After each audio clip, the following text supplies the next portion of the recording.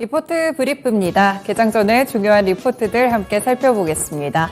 네, 첫 번째 종목은 현대오토에버고요. 현대차증권 리포트입니다.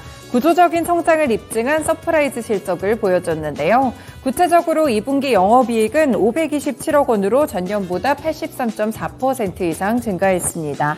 아웃소싱 부문에서 단가 인상분의 소급 적용 그리고 차량용 소프트웨어의 매출 비중이 확대되면서 마진 개선이 겹친 실적을 냈는데요.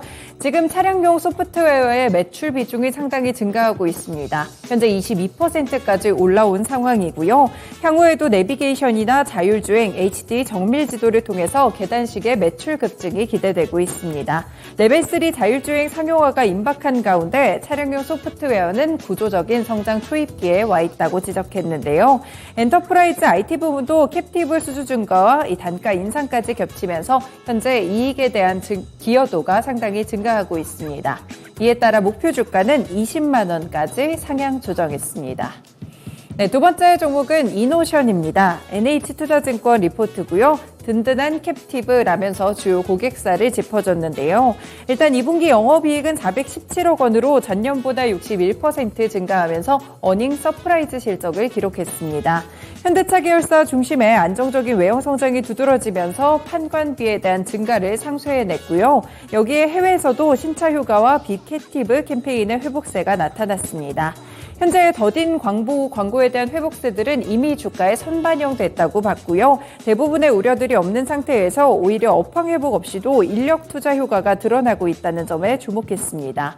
그만큼 신사업에 대한 투자를 효율적으로 집행하고 있고 여기에 배당 매력도 존재하고 있는데요. 이노션이 앞으로 추가적인 M&A를 고려하고 있다는 점만 하반기에 조금 더 살펴보시면 되겠습니다.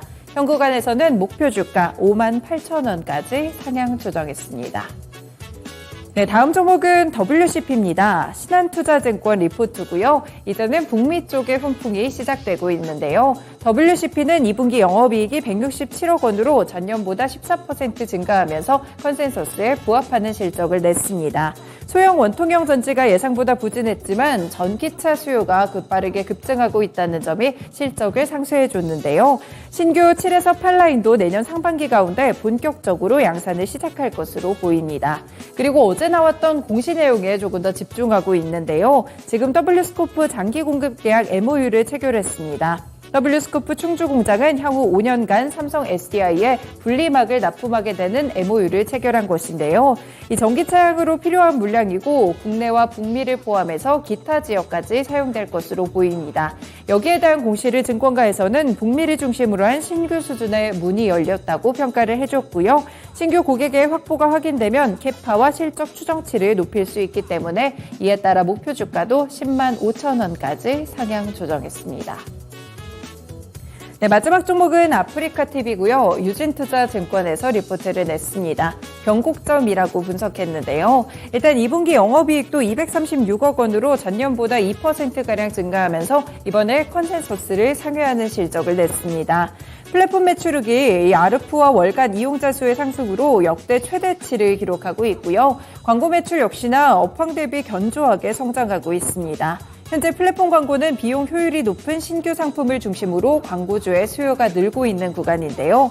콘텐츠형 광고는 광고주의 비매체 광고 물량이 확대되면서 영역이 다변화되고 있습니다. 향후에는 이 커머스 사업과의 시너지도 기대해 볼 수 있겠고요. 플랫폼 유저들의 지표가 개선되는 가운데 하반기에 서비스 개편 효과로 구조적인 성장이 본격화될 것으로 보입니다.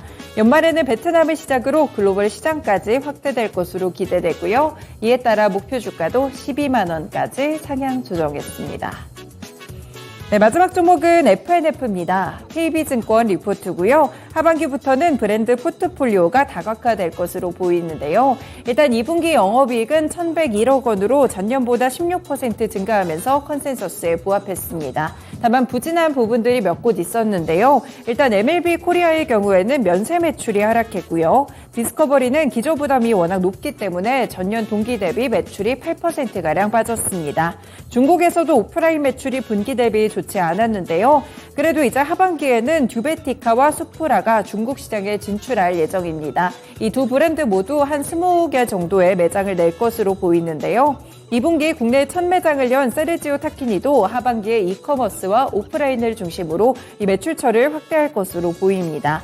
중국 경기 우려나 소비자 디레이팅으로 F&F의 주가는 최근에 굉장한 하락세를 보였는데요.